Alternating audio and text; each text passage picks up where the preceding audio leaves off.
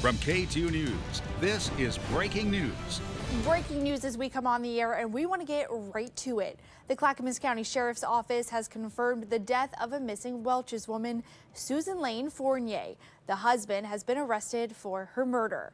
Victor Park is back on this story tonight. He joins us live from the Clackamas County Jail. Victor, what do we know about her husband, Michael Fournier? Shelby, we know that this is where the 71-year-old is being held at on second-degree murder charge.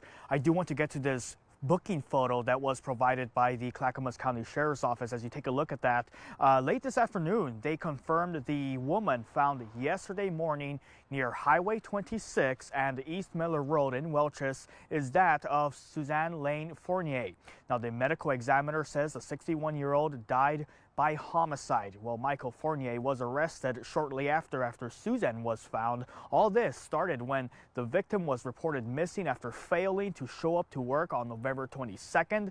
Her pickup truck was found a day later, prompting a multi-day search by law enforcement. Earlier this week, that search was called off by deputies, but yesterday, a friend of Suzanne said he and others were getting ready to search for Suzanne when he came across her body laying underneath a tarp.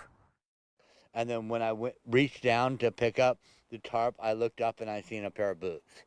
And then all of a sudden I knew that there's a situation here. You knew there was a body. I felt like there was a body. Yeah, investigators still have not found Susan's two dogs. Authorities are asking anyone to come forward if you have any information. In the meantime, Fournier is being held here at the Clackamas County Jail without bail. But look, that community of Welches is demanding answers. They have a lot of questions. I'm going to have that part of the story tonight at 11. In the meantime, I know there is a lot more to get to, so I'm going to send it back to you, Shelby. Thank you, Victor. Now, this news comes just days after Susan had filed for divorce against Michael on October 31st. They'd been married for 12 years, citing irreconcilable differences for the reason of their divorce. Officials haven't released a motive or if this had any connection to her death. And we'll continue to follow this developing news out of the Greater Albany School District. So far, an agreement hasn't been reached with the district and the teachers union. Class size language remains a major sticking point. You might remember similar language was an issue last year here in Portland and is currently in unfinished bargaining in both Hillsborough and the Beaverton school districts. The union is asking for smaller classes and more resources for students with individual behavioral needs. The school district says that there is an end in sight. And let's get a look at Washington County right now from our cam at Touchmark in the West Hills.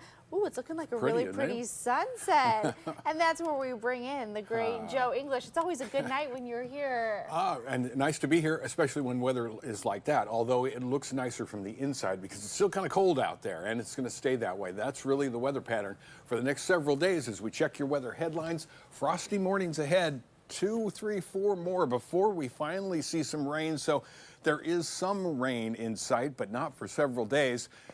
In the meantime, high pressure is the story, and that means an air stagnation advisory with the freezing level in the Cascades at 11,000 feet, but freezing temperatures down below. So there is that inversion that's going on, and that's why we have that air stagnation advisory.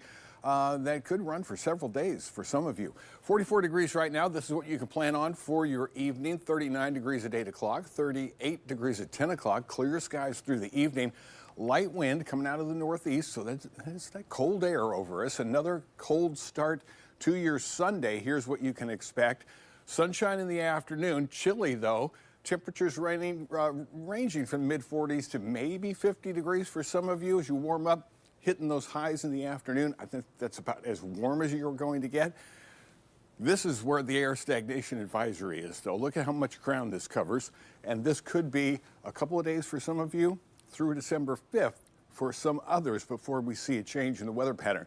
No rain on radar right now. High temperatures today, 48 degrees in Portland, 50 in Tillamook. Warmer east of the Cascades, 54 in Redmond. And high pressure is our story that's going to stay that same way for the next 2, 3, 4 days. So we watch your hour-by-hour forecast, not seeing really much happening. Into Sunday morning, into Sunday afternoon, Monday, same story, a few high clouds drifting by. We don't see a big change start until later on Tuesday. We see some more clouds coming in. Then we do start to see a little bit of a change in the weather pattern. Now this, it's an air mass, is a warm air mass up above. So we're freezing down below, but up in the mountains, temperature is much warmer. Tomorrow on the coast, you might get some clouds early, but mostly sunny skies.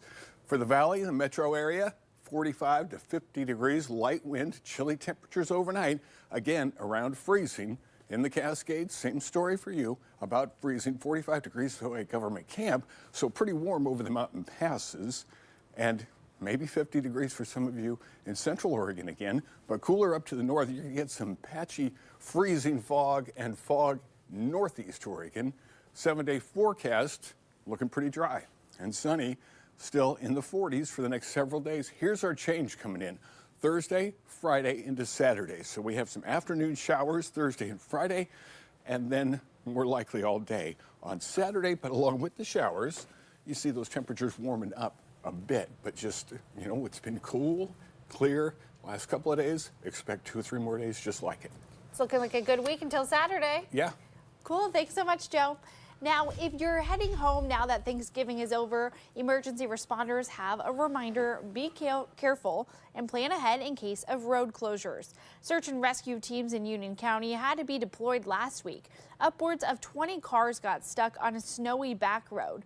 Officials tell us a stretch of 84 was closed, and drivers got stuck in an area without cell phone service while trying to find an alternate route. That's when law enforcement started receiving SOS signals from some of the drivers' phones. If they were using maps such as maybe a GPS map or Google Maps, Apple Maps, those types of navigation assistance, it will lead them down routes that may be drivable in the summertime, but are most definitely not drivable in the winter. So that's essentially what happened, is people following their map applications. Now, officials recommend planning a backup route ahead of time. If your navigation seems to take you somewhere odd, like off a paved road, trust your gut and turn around. Keep your gas tank full and dress for the weather outside of your car. And today is Small Business Saturday, and Portland is celebrating. The city is partnering with local small businesses to show the community what it means to shop local. Over 100 small businesses are participating this Saturday. The Saturday is part of a bigger campaign to bring more foot traffic to these shops all holiday season long. And Amazon workers in more than 20 countries, including the United States, are holding protests and going on strike for Black Friday and Cyber Monday. The organizing groups say the demonstrations are aimed at holding the company accountable for labor abuses. They say the movement is to make Amazon pay. In a statement, Amazon said the groups represent a variety of interests and that the company is always looking for ways to improve. And something to keep in mind if you're planning to shop this weekend: according to police, the holiday season sees the highest amount of car break-ins. To prevent this, officials say to lock vehicles, remove all valuables, and cover or put away anything you don't want anyone to see. And if you see anything suspicious, call police and report it. And Portland police say they continue to crack down on drug activity around the Portland Clinic in Goose Hollow. But some businesses are continuing to partner with private security companies to protect their property and employees. K2's Emily Gersh reports. The owner of Tercey Soccer on Southwest 14th says he hired a private security company 2 weeks ago after his store was broken into. The security company installed this video surveillance camera right here that monitors for activity. October 7th at 4 a.m., security camera video capturing a thief breaking into the Tercey Soccer store. That's the whole point of having cameras, is to catch people doing things they're not supposed to be doing. Portland police say the suspect is still out there. You can see his face walking in and out of my store. I don't think he even fingerprinted. I mean, he wasn't wearing gloves, and to have nothing happen is very disheartening. PPB says over the last 3 months, it's increased bike squad patrols and drug enforcement within a 4-block radius of the Portland Clinic, resulting in 25 arrests. 8 were in a single night during a targeted mission last week. But a number of businesses, including the Portland Clinic, NNN Real Estate, and now Tercey Soccer, want more eyes on their properties. The companies share a private security team through a collective from Echelon Protective Services.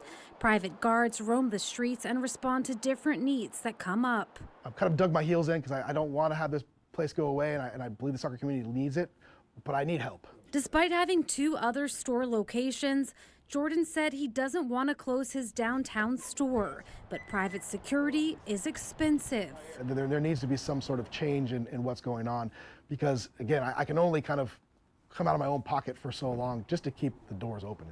I've asked Portland Police several times about the number and types of patrols in this area. I have not heard back. In downtown Portland, Emily Gersh, K2 News. And for those looking to cut down their own Christmas tree, permits are now available for Mount Hood National Forest, and they're just $5. Each household can buy up to 5 a year. Trees can be as tall as 15 feet and must grow within 12 feet of another tree. Tree cutting is not allowed within 100 feet of any highway, in wilderness or recreation areas, trails, or within active timber sales. And Phil the Cruiser toy drive was in full swing today. Multnomah County Sheriff's Office hosted at Fred Meyer, Walmart, and Kohl's.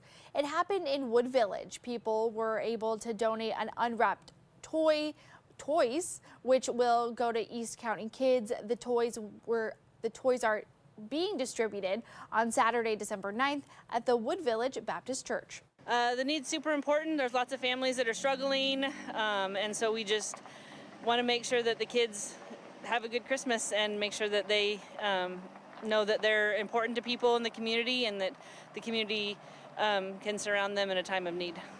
Now, if you missed the donation stops today, you can still donate by heading to the Wood Village website for details.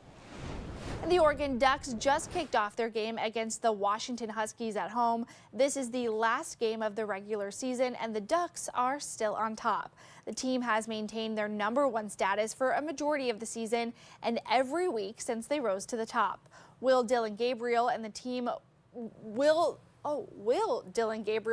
be able to end the year with a perfect season? We'll keep you updated after the game. Well, Joe, it shows how much I watch sports. I thought his name was Will Gabriel Dillon. Well, good luck to the Ducks. I'm sure my producer, Danny, is so disappointed in me.